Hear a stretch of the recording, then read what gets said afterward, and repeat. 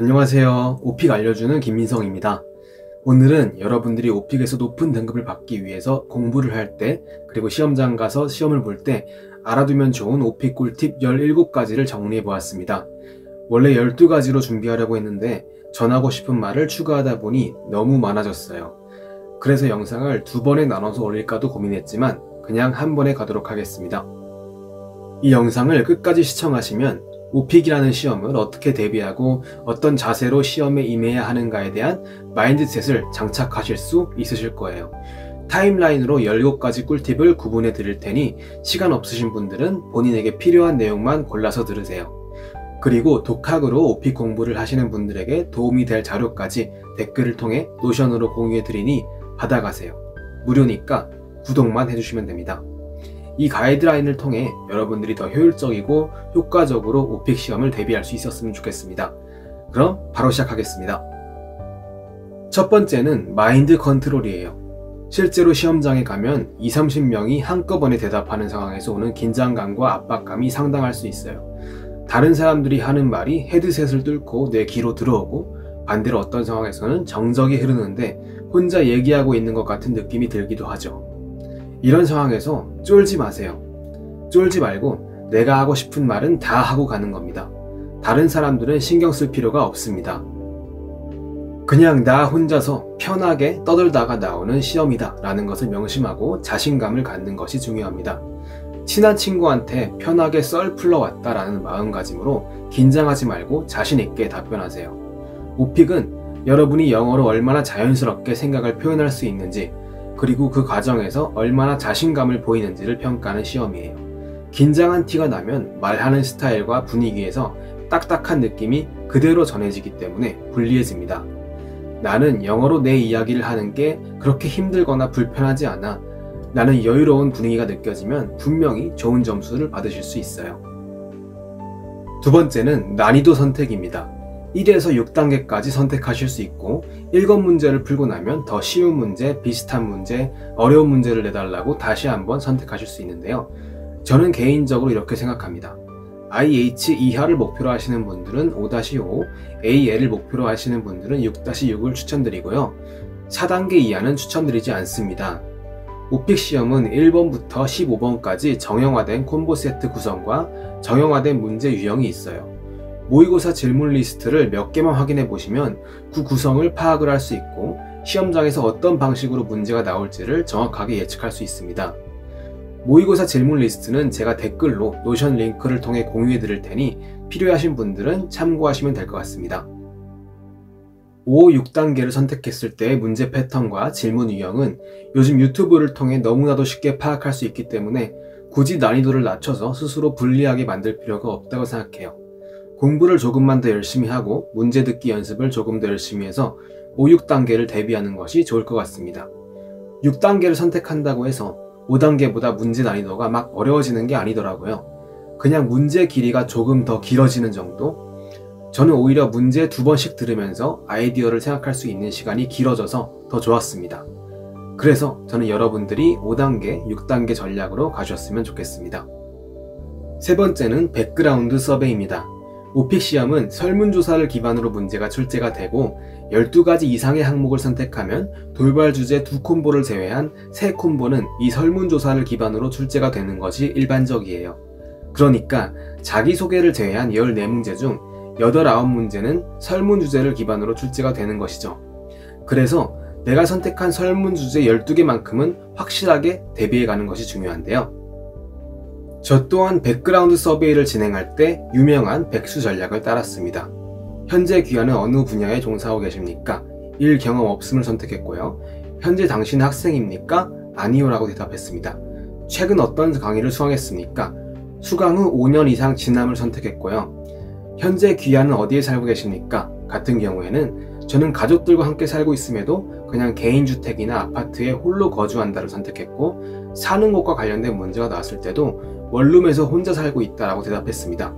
이건 본인이 답변하기 편한 대로 선택하시면 될 것 같아요. 다음으로 12개 항목을 체크할 때는 여가활동에서는 공원 가기, 캠핑하기, 해변 가기, 영화 보기, 공연 보기, 콘서트 보기, 카페 전문점 가기, 쇼핑하기 이렇게 추천드리고요. 취미나 관심사에서는 음악 감상하기와 독서 이 두 가지를 추천드립니다.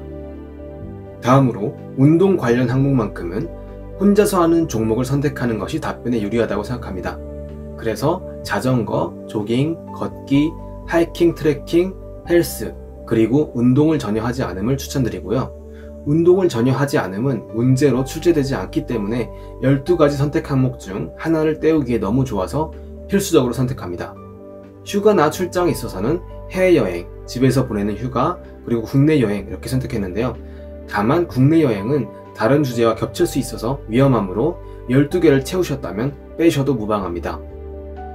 제가 추천드린 항목을 모두 합하면 17개가 되기 때문에 이 중에서도 본인이 말하기 쉽고 자신 있는 항목을 12개 추려서 준비해 가시면 되겠습니다. 설문 주제를 선택할 때는 서로 연관된 것을 선택해서 어떤 주제가 나오든 비슷한 내용의 흐름과 패턴으로 답변할 수 있도록 준비해 가시면 유리합니다. 장소 묘사, 육하 원칙, 시간 순 묘사, 과거 경험 등과 같은 유형에서 주제만 달라지고 답변의 흐름은 거의 동일해지도록 준비하면 공부량을 줄일 수 있어서 편해진다고 생각해요. 네 번째, 문제 무조건 2번씩 듣기입니다. 오픽 시험은 5초 안에 리플레이 버튼을 눌러서 문제를 다시 들을 수 있습니다. 문제를 2번째 듣고 나면 별도의 클릭이나 신호 없이 녹음이 바로 시작됩니다. 그래서 문제를 처음 들을 때는 문제를 완전히 이해하고 2번째 들을 때는 무슨 이야기를 할지 아이디어를 생각합니다. 저는 자신있게 바로 답할 수 있는 문제가 나와도 그냥 습관적으로 리플레이 버튼을 눌러서 문제를 2번씩 들었습니다. 대부분의 문제가 아무리 길어도 키워드 몇 개만 주워 들으면 문제 유형과 물어보는 내용을 바로 파악할 수 있는 문제들이에요. 그래서 문제를 다시 재생하는 동안 편하게 어떤 답을 할지에 대한 아이디어만 머릿속에서 정리하시면 됩니다. 그런데 가끔가다 문제가 너무 길거나 꼬리 질문이 너무 많아서 처음 들었을 때 진짜로 문제를 못 듣는 경우가 있어요. 긴장하거나 집중력이 흐트러져서 아니면 내가 듣기 역량이 부족해서 문제를 놓친 경우도 있고요. 그런 경우에는 문제를 다시 들으면서 집중력을 최대로 발휘해서 문제를 캐치하셔야 합니다. 꼬리 질문이 많은 문제 같은 경우에는 저는 손가락으로 문제 개수를 세면서 질문 항목을 손가락 하나하나에 저장해두고 해당 손가락을 꼬집어 가면서 질문 항목에 모두 대답했습니다. 문제를 이해하지 못해서 무슨 말을 해야 할지 모르게 되는 경우가 최악입니다. 그냥 해당 문제를 스킵해야 하게 될 수도 있어요. 문제 2번씩 듣는 기능을 최대로 활용하셔서 생각하는 시간을 확보하고 놓치는 문제 없이 모든 문제에 제대로 답하실 수 있었으면 좋겠습니다. 5번째는 시간 분배에 대한 이야기입니다. 오픽 시험 1시간은 오리엔테이션 20분을 제외하면 40분의 제한 시간이 주어집니다. 1번부터 15번까지 한 문제당 제한된 답변 시간 없이 자유롭게 시간을 할당해서 40분 안에 시험을 마치시면 됩니다. 그런데 문항별 답변 시간 제한이 없다고 해서 자신 있는 문제에 막 3분씩 답변하고 그러시면 절대로 안 됩니다. 저는 한 문제당 90초를 권장드리고 2분 이상을 넘어가는 것은 절대 안 된다고 말씀드립니다. 저는 40분 중 33분 내외가 가장 이상적이라고 생각을 합니다.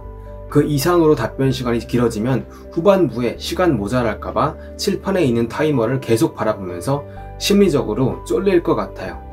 그리고 명심해야 할 것은 시험 시작할 때 감독관이 교실 앞에 40분 중 몇 분이 경과했는지를 커다랗게 띄워주시거든요. 그런데 개별 문항에 대해서는 몇 초가 경과했는지는 컴퓨터 화면에 표시되지 않아요. 단 답변을 시작한 지 80초에서 90초 정도가 흘렀을 때 Time for New Question이 화면에 표시가 됩니다. 저 같은 경우에는 자기소개를 20초 컷으로 끝내고 나머지 문제는 Time for New Question이라고 뜰 때까지는 답을 하고 Time for New Question이 뜬 지 10초 정도 더 지났을 때 답변을 마무리해서 33분 만에 시험을 끝냈습니다.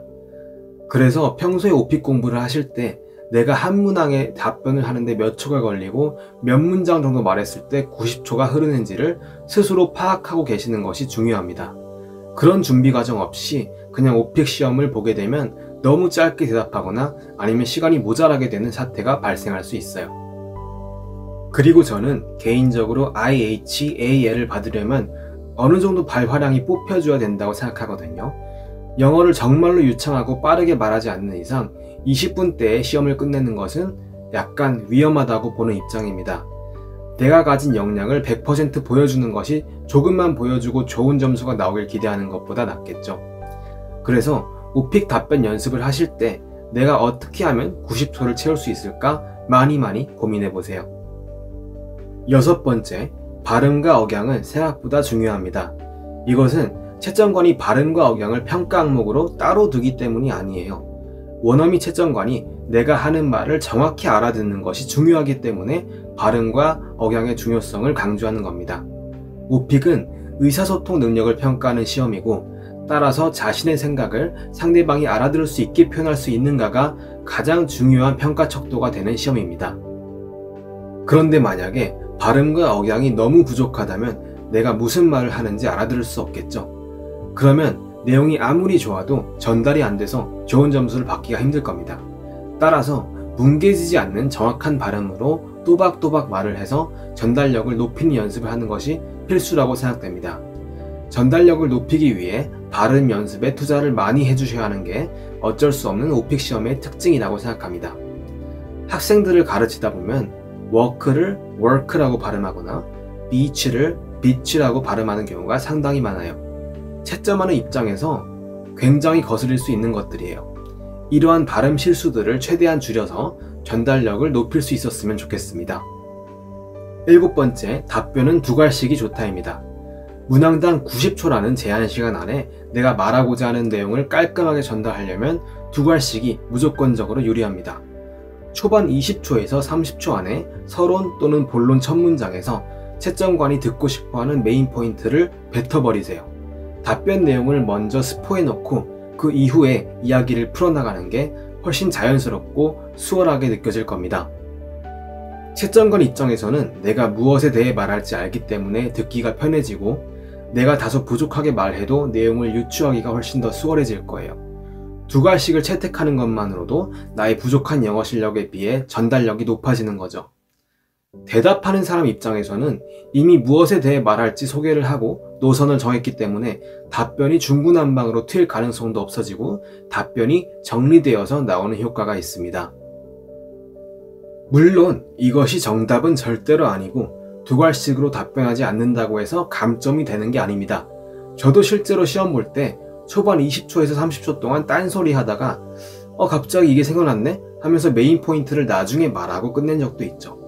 그래서 저는 여러분들이 무조건 모든 문제에 2갈씩으로 답변해야 한다는 강박은 가지지 않으셨으면 좋겠어요. 다만 할 수 있으면 최대한 많이 2갈씩을 활용해서 전달력을 높이는 게 빠르게 등급을 올리는 지름길이다 라고 말씀드리겠습니다.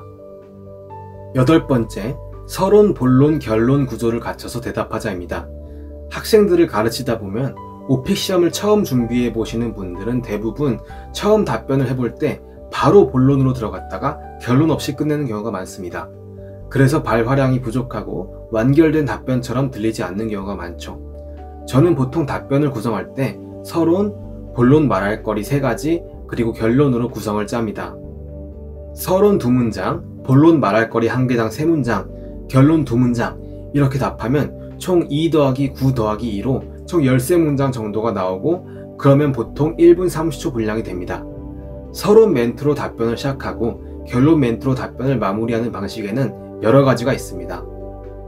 저는 시험을 보기 전에 도입부, 중간부, 결론부에서 각각 쓸 멘트와 패턴들을 미리 정리해 놓았어요. 다양한 버전의 멘트들을 준비해 놓았다가 적절히 조합해서 완결된 답변을 만들어낸 거죠.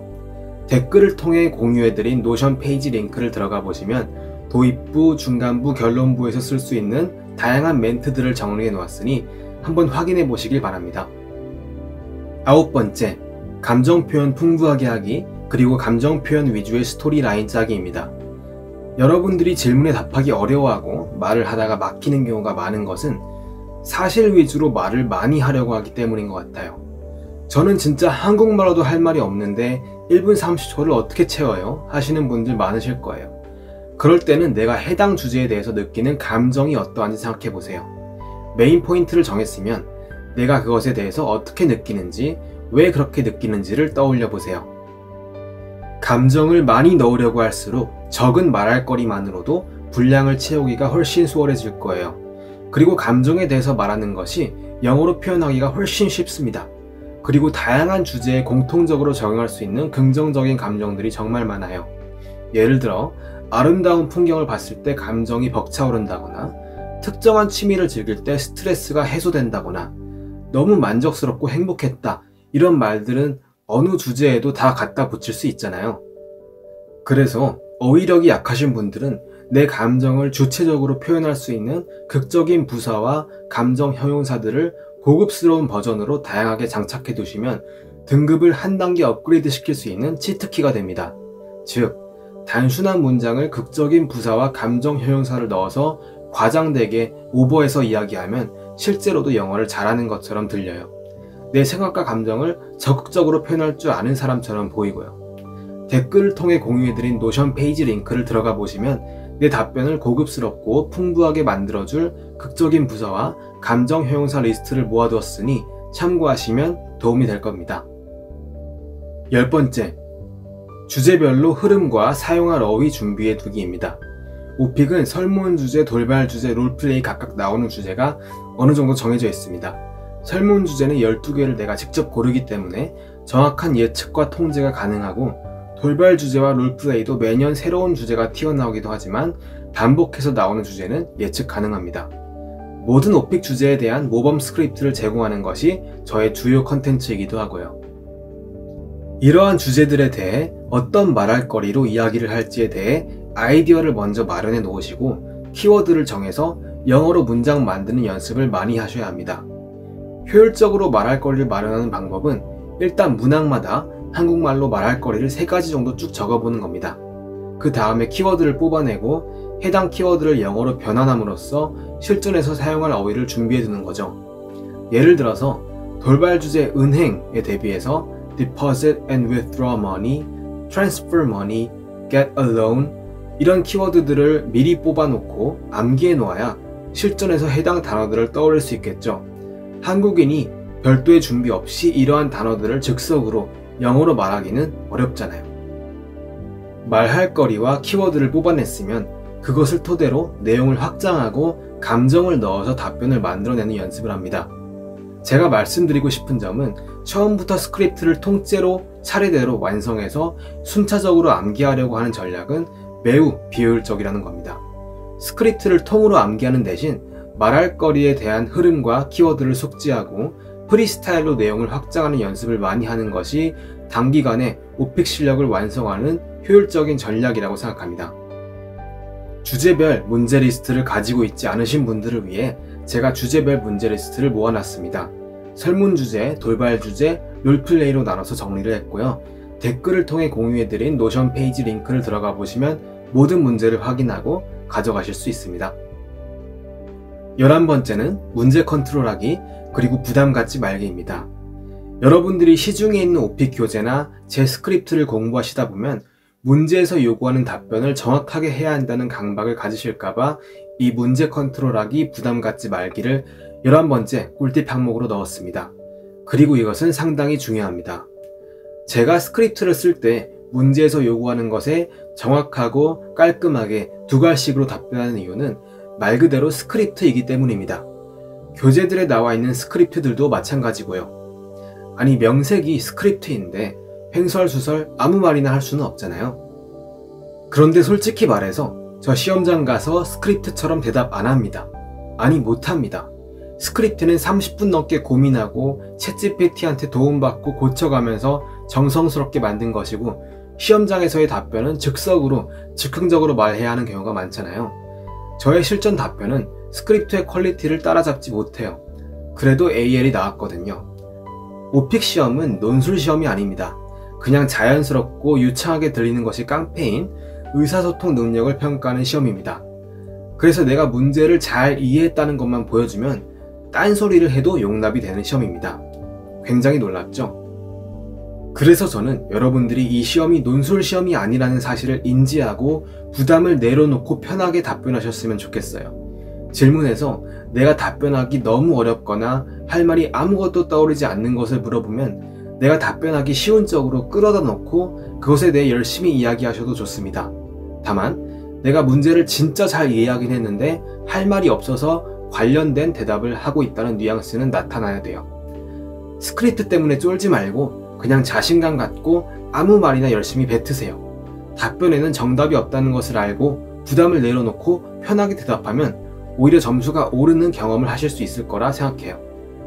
12번째는 사용하는 어휘의 수준 끌어올리기입니다. 오픽 답변을 연습할 때 현재 내가 구사하고 있는 어휘의 폭을 점검해 보아야 해요. 내가 너무 한정된 단어만 사용하고 있지는 않은지, 같은 표현을 계속해서 반복해서 사용하고 있지는 않은지 확인해 보세요. 물론 유창하고 자연스럽게 문법 실수 없이 정확하게 발화를 하면 중학생 수준의 영어 단어만 가지고도 AL을 받을 수 있는 것이 사실입니다. 그런데 우리는 가끔씩 문법 실수도 하고 버벅거리기도 하고 완결된 문장 구조를 갖추지 못한 채 단어로 의미만 전달하기 바쁠 때도 있잖아요. 지금껏 써보지 않은 고급스러운 단어들을 다양하게 장착해두었다가 활용해보세요. 요리로 치면 고급 재료를 많이 가지고 있다가 투입시키는 거죠. 이때 가장 건들기 쉬운 단어가 아까도 말씀드렸다시피 극적인 부사와 감정 형용사입니다. 그 다음에 명사 쪽을 건드시는 거고요. 그리고 구동사도 많이 알아두시면 좋습니다. 노션 링크를 통해 활용하면 좋은 구동사 리스트도 공유해드리겠습니다. 13번째는 전달력에 집중하기입니다. 오픽 시험은 여러분이 영어로 얼마나 자연스럽게 생각을 표현할 수 있는지, 그리고 그 과정에서 얼마나 자신감을 보이는지를 평가하는 시험입니다. 그런데 여러분들이 문법 실수를 했다고 해서 그 실수를 계속해서 다시 고치려고 한다거나 정확한 문장 구조로 답해야 한다는 강박 때문에 답변 간 공백이 심해지면 어떻게 들릴까요? 전달력이 떨어지고 자신감이 없게 들릴 겁니다. 채점관은 의미가 제대로 전달된다면 꼭 완벽한 문장이 아니더라도, 그리고 작은 실수가 있더라도 크게 신경 쓰지 않고 스토리텔링이 잘 되고 있는가에 집중을 해서 들을 거예요. 어떻게 하면 내 생각을 채점관에게 전달할 수 있을지에 집중해서 답변을 뱉으세요. 영어 실력에 자신이 없어도 단어로도 연결해서 계속 뱉으면 의외로 의미 전달이 잘 됩니다. 14번째는 필러 많이 사용하기입니다. 의미는 따로 없지만 내 답변의 공백을 채워주는 필러 단어들을 많이 장착해 두었다가 적절하게 조합해서 사용하면 내 답변이 풍부해지고 자연스럽게 들립니다. 어색하게 사용하면 역효과가 나겠지만 자연스럽게 사용하면 내 말이 상당히 원어민스러워질 수 있는 장치라고 생각해요. 그래서 가장 빠르게 내 등급을 올릴 수 있는 방법 중 하나가 필러입니다. You know, well, let me think. Actually, basically, what I'm trying to say is, you know what I'm saying. You see, right? I don't know, but it's kind of. 이런 필러 단어들 많이 들어보셨죠? 중복이 되어도 좋으니 답변 중간중간에 필러를 많이 써주시고, 특히 생각이 안 날 때 시간을 끌면서 공백을 없애기 위해서 많이 활용하시면 좋습니다. 오픽에서는 오디오가 비면 안 되고 1분 30초 동안 답변이 막힘없이 꽉 차 있는 것이 좋습니다. 그런 의미에서 필러의 중요성 잊지 마세요. 노션 링크를 통해 제가 열심히 모은 필러 리스트까지 공유해 드리도록 하겠습니다. 15번째는 이야기꾼이 되어라입니다. 오픽 관련 조언을 보다 보면 남의 이야기가 아닌 진솔한 내 얘기로 진짜 경험을 이야기해라 이런 것들을 들을 수 있는데요.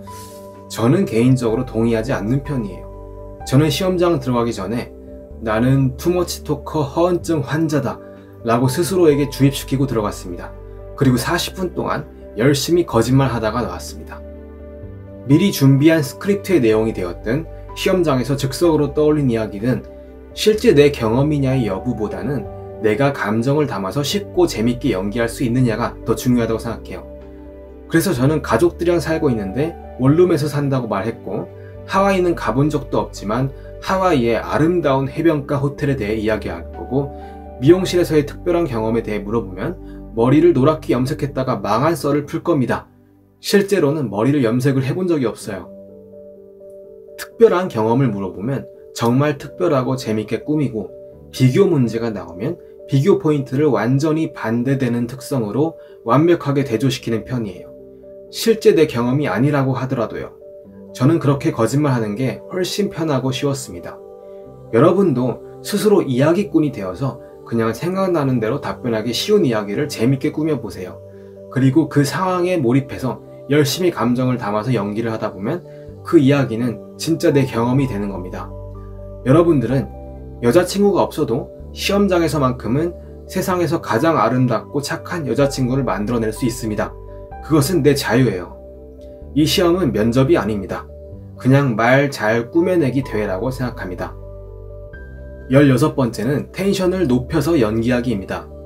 저는 평소 성격이 차분한 편이고 말할 때 높낮이의 변화가 없는 편인데 오픽 시험을 보면서 영어로 말할 때만큼은 텐션을 끌어올려서 마치 내가 원어민 할리우드 배우가 된 것처럼 연기를 했습니다.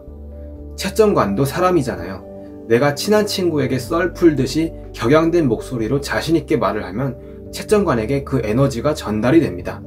그리고 말하다 중간에 웃으면서 여유로운 모습을 보여주면 실제로 가점이 높아지는 시험입니다. 진짜로요. 반대로 내가 하기 싫어서 죽겠다는 뉘앙스를 풍기는 어두운 분위기로 답변을 한다면 그것은 여러분을 낮은 점수로 유도할 겁니다. 채점관도 사람이라는 사실을 명심하시고 나의 텐션을 끌어올려서 밝은 분위기로 부드럽게 답변하시는 연습을 꾸준히 해주시길 바라겠습니다. 마지막 17번째, 모의고사로 실전 연습 많이 하기입니다. 최소 3-4개 세트는 풀어보고 가시는 것을 추천드립니다. 제가 댓글을 통해 공유드린 노션 링크 안에 유튜브에 있는 유명한 모의고사 영상 질문 리스트를 싹 다 넣어놨습니다. 이 중에서 풀어보고 싶은 모의고사를 선택하셔서 꼭 실전처럼 풀세트로 답변해보세요. 그리고 답변은 꼭 녹음하는 것을 추천드립니다. 녹음해서 스스로의 답변을 들어보고 셀프 피드백을 하는 과정에서 스스로의 영어 실력이 크게 성장하실 거예요. 그리고 녹음본은 클로바 노트에 업로드하면 대본으로 변환하실 수 있어요. 그 대본을 챗 GPT에게 검사받아서 문법적인 실수는 없는지, 더 구어체적이고 자연스러운 표현은 무엇이 있는지 피드백을 받아보세요. 시간은 좀 걸리겠지만 진정하게 실력이 성장할 수 있는 오픽 독학 방법이 아닌가 생각합니다. 자, 이렇게 해서 오픽 AL 받는 법 17가지 살펴봤습니다. 오픽 정말 쉽지 않죠? 하지만 이 꿀팁들 참고하셔서 제대로 준비하시면 더 효율적이고 효과적으로 원하는 등급을 받으실 수 있을 거예요. 긴 영상 시청해주셔서 감사드립니다. 저는 다음에도 유용한 오픽 공부 영상으로 찾아뵙겠습니다. 감사합니다.